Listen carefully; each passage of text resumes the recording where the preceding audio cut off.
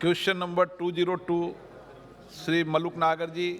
So question number 202 पटल पर रखा गया। माननीय सदस्य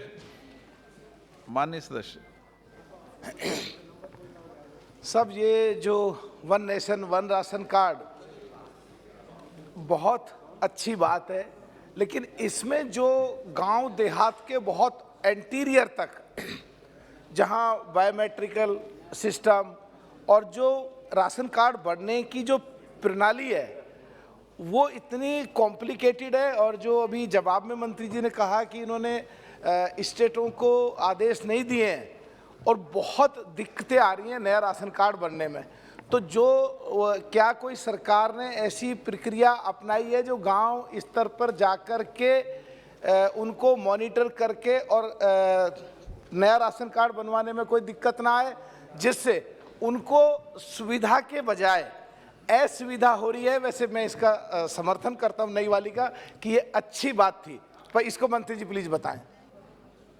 माननीय अध्यक्ष जी, कई वर्षों से ये पाया गया कि हमारे कई प्रवासी मजदूर जो अन्य अन्य क्षेत्र में जाके काम करते हैं वो वंचित रहते थे कि अनाज जो बहुत ही सस्ती कीमतों पे 2 रुपए 3 रुपए में केंद्र सरकार पूरे अपने खर्चे पे लोगों को 80 करोड़ लोगों को देश में देती है नेशनल फूड सिक्योरिटी के प्रोग्राम के अंतर्गत, वो गांव में ही मिलता था, शहरों में अलग जगह काम करने वाले लोग नहीं ले पाते थे। इसीलिए ये कोशिश की गई कि टेक्नोलॉजी का माध्यम इस्तेमाल करके पूरे व्यवस्था को सुधारा जाए। इसके कारण one nation one ration card scheme लागू की गई और इसको लागू करते हुए हर एक पहलू का ध्यान दिया गया कि भाई जिस फेयर प्राइस शॉप पे अनाज मिलता है वहाँ पे डिजिटल टेक्नोलॉजी है कि नहीं, कनेक्टिविटी है कि नहीं, कनेक्टिविटी होने पर ही फेयर प्राइस शॉप पे ये सिस्टम लागू किया जाता है। और आज 5 लाख के करीब दुकानें हैं देश भर में, सभी में ये लागू कर दिया गया है। आसाम में क्योंकि पहले आधार कार्ड देने में विलम्ब हुआ था कुछ कोर्ट के ऑर्डर्स के कारण, अब वहाँ भी तेजी से प्रक्रिया चल रही है कि आधार कार्ड से लिंक करके one nation one ration card आज जो 97% बेनिफिशरीज है, यानी लगभग 80 करोड़ में 77 करोड़ देशवासियों को आज किधर भी देश में जाए उनको तो राशन कार्ड भी कैरी करने की जरूरत नहीं, ये भी जरूरत है कि राशन कार्ड लेके जाए, वो जाके अपना नाम दे या नाम भी दे नहीं, अपना आधार कार्ड का नंबर दे या राशन कार्ड का नंबर जो उन्हें याद है वो दे और अपना बायोमेट्रिक अंगूठा लगाए और उनको जितना राशन मिल सकता है वो पूरा ले सकते हैं, थोड़ा यहाँ थोड़ा गांव में ले सकते हैं। अलग अलग तरीके से हमने सुविधाजनक व्यवस्था बनाई है, राज्य सरकारों को भी इसमें पूरी तरीके से जोड़ा है। अगर कोई स्पेसिफिक गांव में या किधर कोई दिक्कत आती है तो हमें ज़रूर सूचित करिए, हम राज्य सरकार से भी चर्चा करेंगे, चाहिए तो केंद्र की टीम भी जाएगी। पर यह एक बड़ा सफल प्रयोग रहा जिससे कोविड के महामारी के बीच में भी पूरे देश में एक NFSA का अनाज मिला, 5 किलो अधिक 19 महीने तक, हर 80 करोड़ लोगों को हर महीने 19 महीने तक 5 किलो अधिक अनाज मिला। दोनों का भी हमने ये केयर ली कि दोनों की बायोमेट्रिक अलग अलग समय पे हो, ऐसा नहीं कि एक बायोमेट्रिक में आदमी आधा अनाज दे आधा रह जाए। हमने कहा एक बार जाओगे तो आपको एक मिलेगा, दूसरी बार अलग बायोमेट्रिक करके आपको प्रधानमंत्री गरीब कल्याण अन्न योजना में मुफ्त में, जिसके लिए केंद्र सरकार ने 3 लाख करोड़ लगभग रुपए 19 महीने तक लोगों तक पहुंचाए। और आज हमें गर्व होना चाहिए पूरे सदन को, ये हम सबके लिए गर्व की बात है कि माननीय प्रधानमंत्री जी द्वारा ये जो प्रधानमंत्री गरीब कल्याण अन्न योजना लागू की गई उसके कारण आज देश में एक भी चूल्हा ऐसा नहीं है, एक भी कोई उदाहरण आपको किधर नहीं मिलेगा जिसमें किसी का चूल्हा ना जला हो, किसके घर में भूखमरी हुई है। ये हम सब के लिए गर्व की बात है। सर ये तो मैंने भी माना है कि अच्छी प्रणाली है, तो इसको इतनी डिटेल की बेसिकली लंबे की जरूरत थी नहीं। मेरा सीधा प्रश्न है कि उनमें नीचे तक क्या पहुंचाने के लिए कोई सुविधा है? अच्छा सब चलो जवाब दे दिया, मैं उसको मान लिया। अब सीधी बात है कि कोरोना कार्यकाल के समय एक प्रदेश से दूसरे प्रदेश देशों में जितने भी गरीब और मजदूर लोग गए थे, जिनके राशन कार्ड बदल गए थे, क्या कोई सरकार ने ऐसी व्यवस्था करी है कि उनको मॉनिटर करके, जो बहुत परेशान है, रोजी रोटी नहीं है, उनके लिए क्या सरकार की कोई योजना है मॉनिटरिंग की, ताकि उनको न्याय मिल सके? मुझे लगता है माननीय अध्यक्ष जी, मेरे मित्र सांसद भाई टीवी बहुत देखते हैं, बड़ी सीधी बात करते हैं, लेकिन मैं आपको बताऊं कि आज राशन कार्ड आपको बदलने की आवश्यकता ही हमने खत्म कर दी। हमने तो इतनी सरल प्रणाली बना ली है कि आप राशन कार्ड आपके गांव में ही रहेगा। आप शहर जाते हो या किधर और काम करने जाते हो तो आपको तो अपना सिर्फ आधार नंबर याद रखना है, और जो आज मुझे लगता है हम सभी को, देशवासियों को अपना आधार नंबर याद रहने लग गया। तो इतनी सरल प्रणाली में कोई नया राशन कार्ड की तो जरूरत ही नहीं रखी हमने।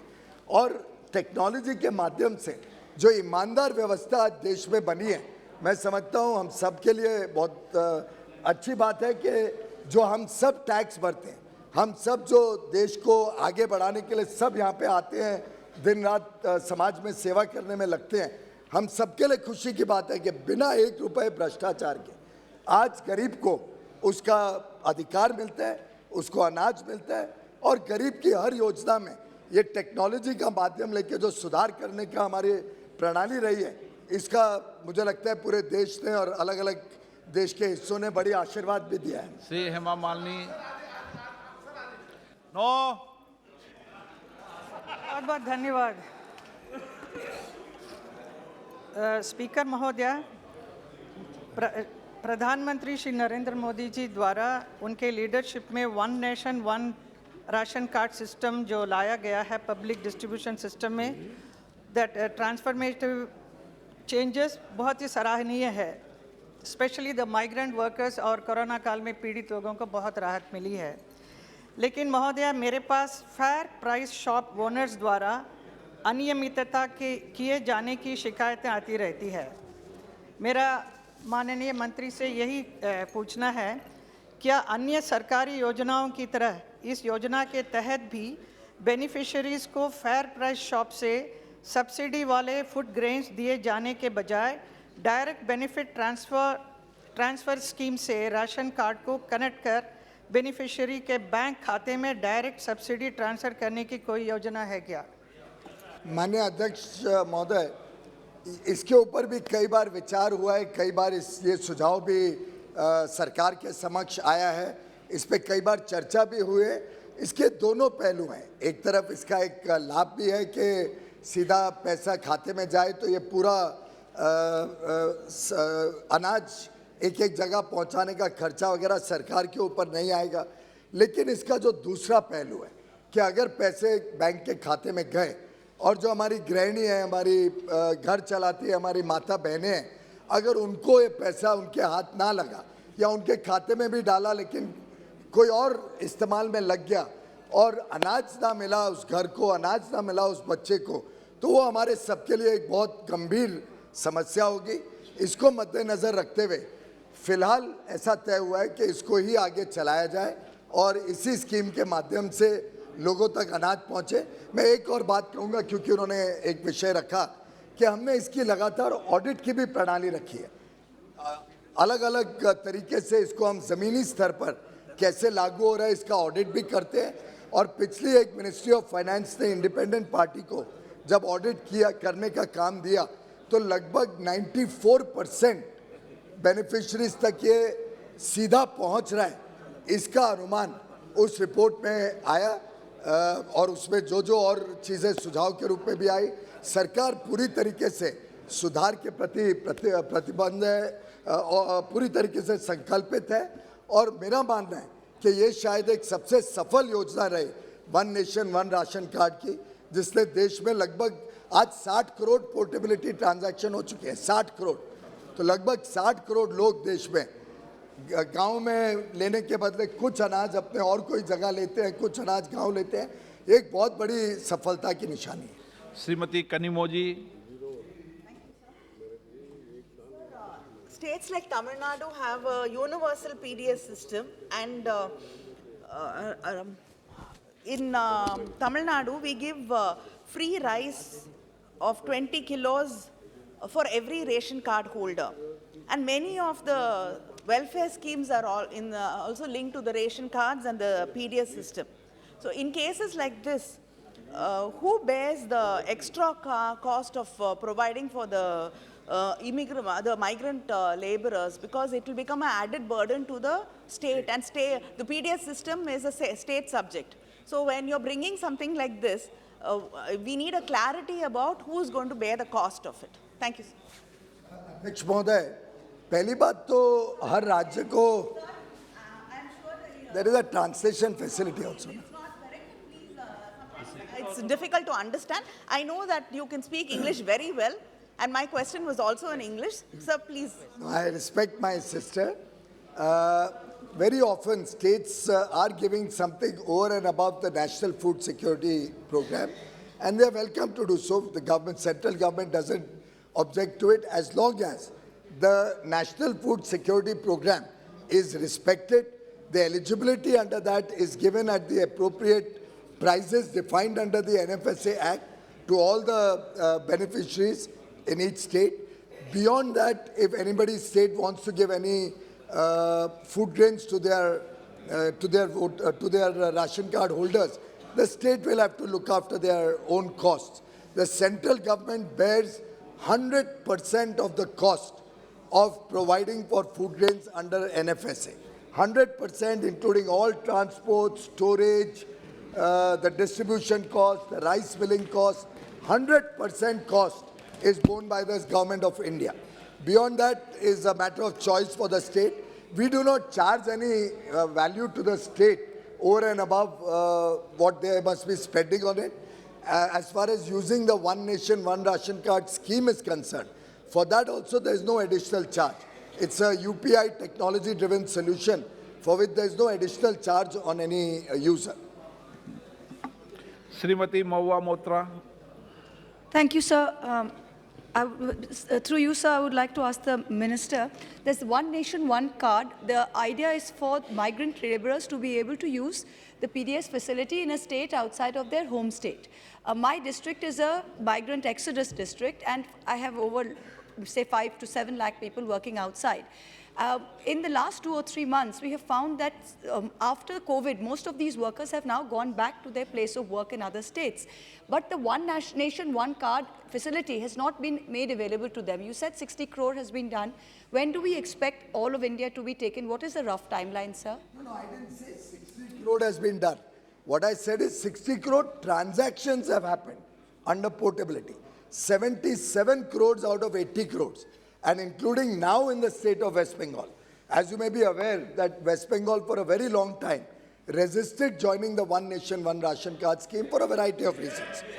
But after the Supreme Court verdict came recently, I'm happy to share with you that West Bengal has also joined that scheme. They have also done the Aadhaar linkage of all the beneficiaries under the scheme. And there is no question, there's no power on earth which can stop the beneficiaries in your district from also getting the benefit of One Nation, One Ration Card. So it's not only Pravasi Mazdoor or the migrant labor, anybody, even within the state of West Bengal, if you are probably eligible or you are registered in one village, if you are traveling to some other village, you can take it within the state also in any village. So now it is agnostic, area agnostic, geography agnostic, anywhere in the country. Another element which I'll add for the benefit of the honorable members, through you, sir, that you don't have to take the whole ration at one time. If you don't want to take the whole, suppose a family is eligible for 35 kilos. You don't want to take the whole thing, you can take 20 kilos at that time. You can take the balance 15 kilos in a second transaction. So a lot of flexibility, technology driven. Similarly, family members, if the family decides that some part of the family members want to take it in another state, some want to take it in the main state, anybody, if a child is studying in Kota, Honorable Speaker's area for, let's say, engineering, and the child wants to pick up some grain, it could be the whole 35 kilos if the family is eligible. It could be 10 kilos, 5 kilos. We have left the total flexibility. And the technology ensures that whatever is eligible, that much they take in a month. I think this is a scheme which has universally found a lot of blessings of the people of India. For all of us, after all, the whole country is working towards a collective effort to improve the lives of our people. And I think the Prime Minister's single-minded focus on the poor of the country, on the people who have been marginalized over several years, the focus on the marginalized sections of societies is now yielding very good results in terms of the successful implementation for the beneficiaries without any differentiation, बिना कोई भेदभाव के हर व्यक्ति तक लाभ पहुंचाना ये इस सरकार के काम का एक प्रतिबिंब है। फारूक अब्दुल्ला जी। But I have only one request. There are many people in the far-flung areas of my state. They have still not got this new dimension that you have spoken. It's a very good scheme, I quite agree. But can it be possible that till they get that benefit of those new cards and things, that their old cards, जो उनके पुराने card थे, उन पे इनको कुछ देर के लिए राशन मिले जब तक उनका वो जो नया कार्ड है वो बन सके? इस टेक्नोलॉजी की खूबी है सर, माननीय अध्यक्ष जी, कोई नए कार्ड की जरूरत ही नहीं है। मैंने जवाब में भी वही लिखा है कि कोई ये टेक्नोलॉजी आने के बाद कोई नए कार्ड देने की आवश्यकता ही नहीं है। वो पुराना कार्ड ही आपका कार्ड है और पुराने कार्ड को भी जरूरत नहीं है, आपको कार्ड की ही जरूरत नहीं है अभी। नहीं, आपको अपना आधार नंबर देना है और बायोमेट्रिक लगाना है, लेकिन मैं माननीय वरिष्ठ सदस्य को अगर कोई स्पेसिफिक इंस्टेंस है तो मैं स्वागत करूंगा कि आप मुझे जानकारी दें, मैं तुरंत उसकी छानबीन करके उस समस्या का हल भी करूंगा। लेकिन खुशी की बात है, जो मैंने जवाब में भी लिखा है, कोई कार्ड की जरूरत नहीं है, कोई नए कार्ड की जरूरत नहीं है। हमने जरूर एक एडवाइजरी दी है कि अगर कभी आप आगे नया कार्ड इशू करते हो तो स्टेट के ऊपर है, हम तो कोई कार्ड ही नहीं इशू करना चाहते। अगर स्टेट देती है तो एक स्टैंडर्ड डिजाइन में दे तो अच्छा है, पर वो भी कोई पाबंदी नहीं है। Question number